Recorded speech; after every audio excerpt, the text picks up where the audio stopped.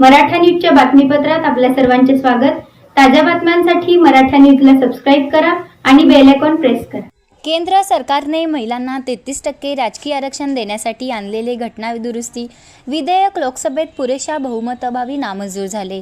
विरोधकांनी याला केवळ राजकीय स्वार्थासाठी विरोध केल्याचे भाजपचे म्हणणे आहे। सोलापुरातील 4 हुतात्मा चौक येथे हे आंदोलन करण्यात आले। भाजप युवा मोर्चाचे अध्यक्ष विजय कुलथे आणि इतर पदाधिकारी यावेळी उपस्थित होते। भाजप कार्यकर्त्यांनी काँग्रेस आणि महाविकास आघाडीतील इतर मित्रपक्षांच्या विरोधात जोरदार घोषणाबाजी केली।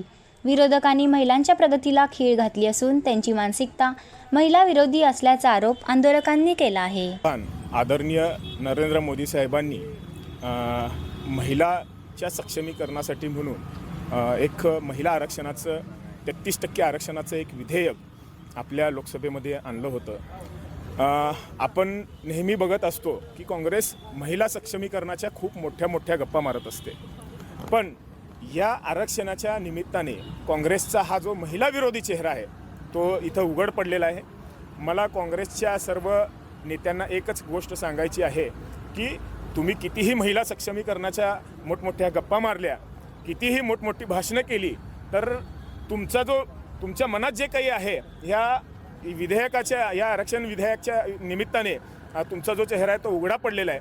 आणि देशाचे पंतप्रधान आदरणीय नरेंद्र मोदी साहेबांनी महिला सक्षमीकरणाचा खरा जो हा आरक्षणाचा विधेयक आणला होता, महिलांना सक्षम करण्यासाठी, महिलांना प्रतिनिधित्व देण्यासाठी हे जे विधेयक आणलं होतं त्याला विरोध करून काँग्रेसने त्यांची नीच मानसिकता ही दाखवलेली आहे।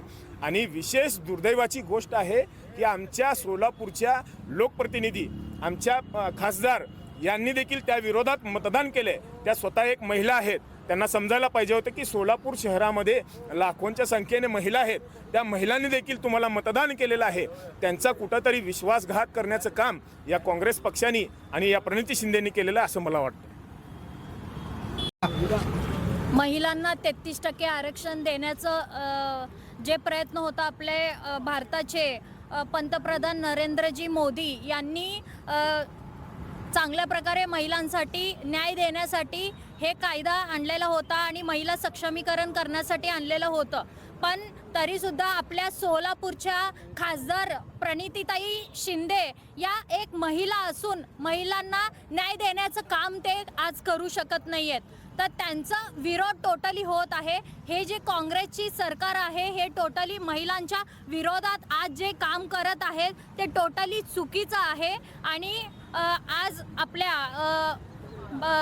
आपल्या महाराष्ट्राचे मुख्यमंत्री देवेंद्रजी फडणवीस साहेब यांनी एक महिलांसाठी लाडकी बहीण योजना असू दे, लखपती दीदी योजना असू दे, त्यांनी महिलांना एक सन्मान म्हणून या सगळ्या गोष्टी केलेल्या आहेत। पण एक स्त्री असून, एक महिला असून, आपल्या प्रणितीताई शिंदे ह्या एक महिला असून सुद्धा ते विरोध करत आहे। आणि या गोष्टीचं टोटली आम्ही काँग्रेसच्या विरोधात किंवा जे काँग्रेस विरोध करत आहे त्यांच्यासाठी आम्ही जाहीर निषेध करतो। ताज्या बातम्यांसाठी मराठा न्यूजला सबस्क्राइब करा आणि बेल आयकॉन प्रेस करा। नमस्कार, मी नताशा चव्हाण। मराठा न्यूजच्या बातमीपत्रात आपल्या सर्वांचे स्वागत।